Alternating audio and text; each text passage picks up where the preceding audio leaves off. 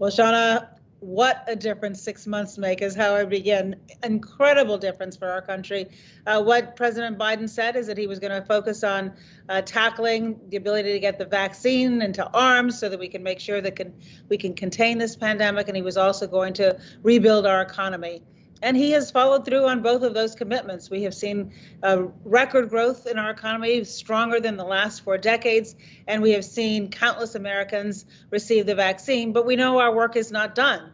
And as he will say later today, we have to ensure that we get our economy rebuilding. We want to be globally competitive, which means investing in everything from early childhood education to making college more affordable, to investing in advanced manufacturing and ensuring that we have the availability for every American to have affordable health care. So he has a lot left to do, but his first 6 months have been very strong.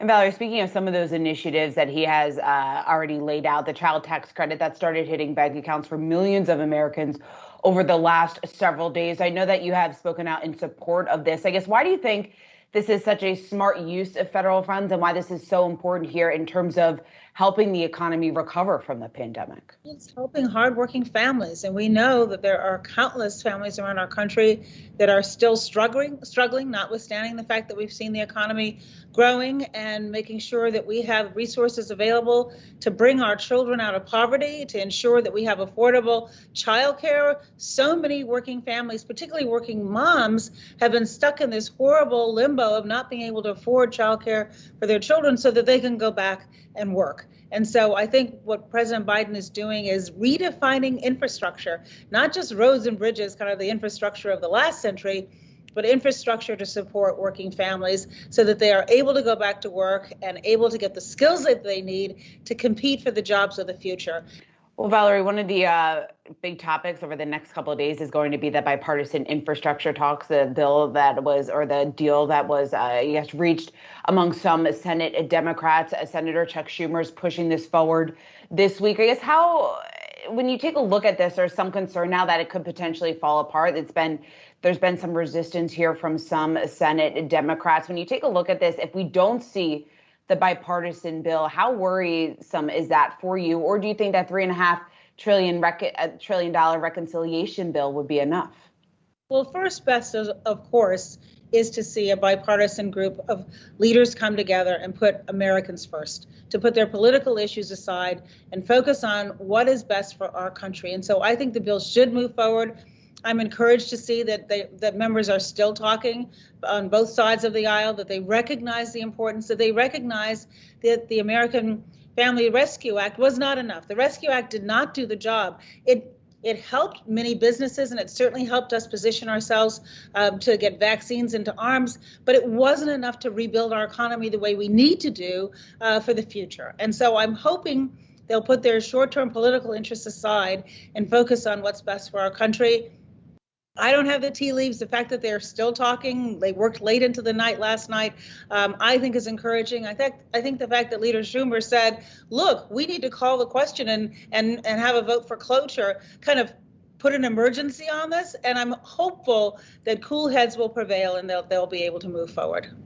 One of the big reasons why some Republican lawmakers are pushing back on this are saying that it's going to cause inflation to spike even more, a bigger jump than what we've seen. They blamed Biden's $1.9 trillion stimulus package as to some of the reason why we're seeing the inflation that we're seeing today. I guess, how worried are you about inflation or the fact that a $3.5 trillion bill or another large package from the Biden administration could attribute to further inflation down the line? I am not worried about it. Basing that on what the experts are saying, I think what we have to focus right now is what are we going to do to help our economy strengthen and continue the growth that we've seen over the last 6 months.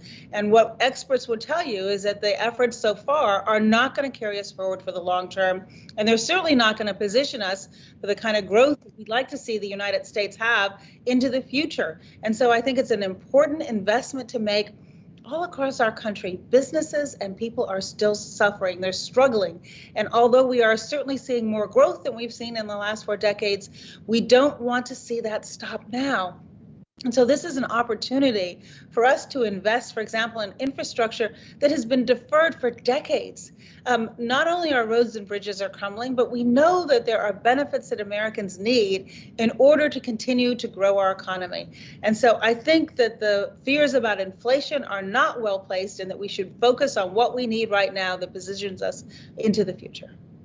Valerie, you mentioned vaccinations a few moments ago, and how big of a stride we have made just in terms of the number of Americans vaccinated. I was going through the numbers this morning. According to the CDC, 59% of the U.S. population 18 years and older have been fully vaccinated. So yes, that's a massive accomplishment, but that still means 40% of the U.S. adult population still is not fully vaccinated. What needs to be done? What can the Biden administration do in order to get that number higher over the next several months, when the next several months are so critical because of the Delta variant? It's such a good question. And what we have to do is reach people where they are with trusted influencers. One of the organizations I chair the board of is Civic Nation, and it has an initiative called Made to Save, where we are using those people who are influential in their local communities where we are seeing vaccine hesitancy to try to convince them to do so. And we're doing this in partnership with the Biden administration. I think President Biden recognizes that he can't be the only one to carry this message.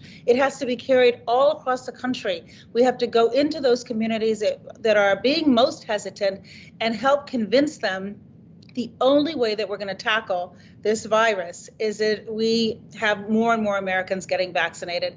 And the variant adds a whole new dimension. I was just looking at the news this morning, and we're seeing like 99% of the people who are being hospitalized are people who have not had the vaccine.